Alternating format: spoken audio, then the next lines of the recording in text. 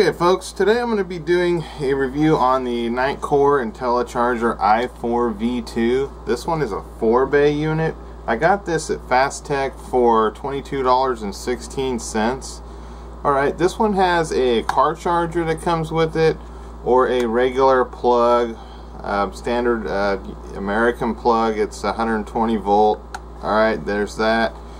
This can also charge a few different types of batteries, okay, and this can automatically identify and charge lithium ions. It can charge nickel metal hydride, and it can also charge NiCad batteries. What that means is if you have regular AA or AAA, like things you use around the house, you'll be able to charge those with this too. Okay, now as far as the sizes of batteries are concerned, the shortest battery that it will charge is like an 18350.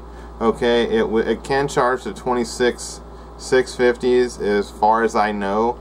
Don't take my word on that. So I don't have a 26650 to try it.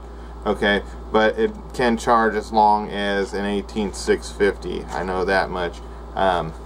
One cool thing about this charger, it can charge 4 batteries at the same time, and it also has these lights that light up and will tell you the approximate area of charge. Okay, so say if it's a dead battery, it'll just flash the number 1 LED right here in green, and then once it gets about halfway, it will start charging the first and the second.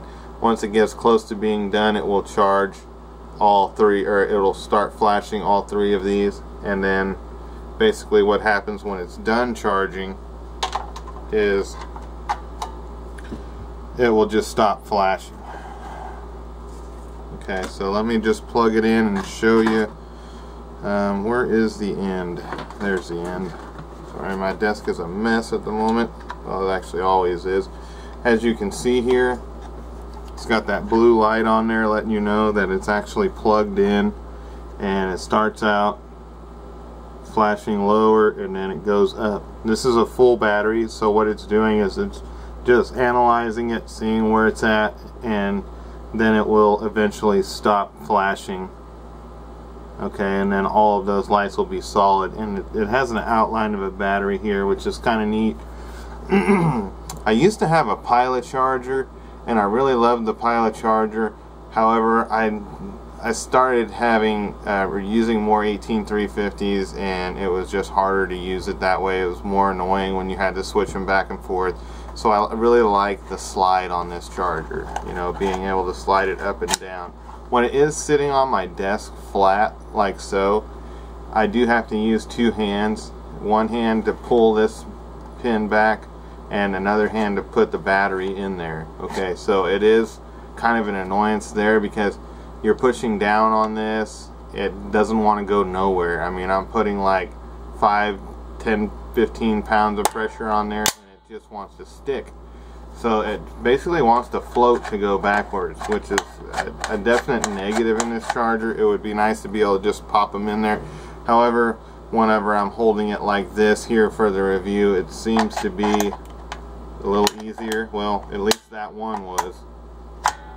Okay, it's a little bit easier, but it's an annoyance. Anyway, so as far as I can say from using this charger for about 3-4 months now, it's a really good charger. Is it as good as the Pilot? Actually, probably so. I mean, I'm gonna tell you guys, it does more, it has more capacity, okay, and so I mean, what more can you want from a charger? As long as it works, it shuts off when the battery's charged, it charges the battery at a fairly fast rate, you know, I mean, so you really can't go wrong with that. Let me try to see if I can find the output of this charger for you guys. It's probably right here on the back. 4 batteries in here. It's 0.375 amps. Okay, and if you have 2 batteries on here, it's 0.75 amps. So it's basically a 2-channel charger, is what that tells me. That tells me that if I wanted to, this channel and this channel, what was it? these two channels are the same, and these two channels are different than these two channels, okay? Basically, and I hope that that's correct, and it could be staggered. Some chargers, they're staggered, so don't take my word on that one either, but you'll know. Somebody out there knows. If you want to look for it, you can find it if that is something you must know. But if you have two batteries on here and they're larger batteries, you don't care about, you don't have to worry about charging them at a faster rate, go ahead and stick them on separate channels. They'll charge 2 times as fast as they would if you just put them both on the same channel, because what you're doing is cutting the output from the charger into the battery by half. Okay, so it's going to take 2 times as long to charge. Okay, so that's it. If you have one, and as you can see here, this right here is fully charged. If you have an 18350, you can just stick one 18350 on here and you don't have to worry. This thing's got protection circuits in it, but some people just, they're real sticklers about that kind of stuff. I don't worry about it. I don't ever have no problems. I just use everything the way it's intended to be used, and I don't have any reason to worry. Okay, so that's what it looks like when the battery's fully charged. This is a nice charger.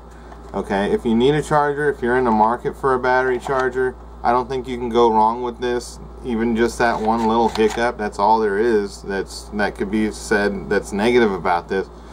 Spring for the extra couple of bucks or dollar or whatever to get this with the car charger. You can take this thing on trips with you. If you're taking a road trip, plug it into the cigarette lighter and you can charge your batteries on the go. Okay, that's an awesome feature to have. Okay, so that's pretty much going to do it. If you want to get this in the 2-bay charger, it's pretty much the same thing. They've also come out with a V3 also. You're probably going to spend quite a bit more money for that V3. Okay, but I mean the V2 is, from where I'm standing, is nice. I mean, you can't go wrong with it. Thanks for watching.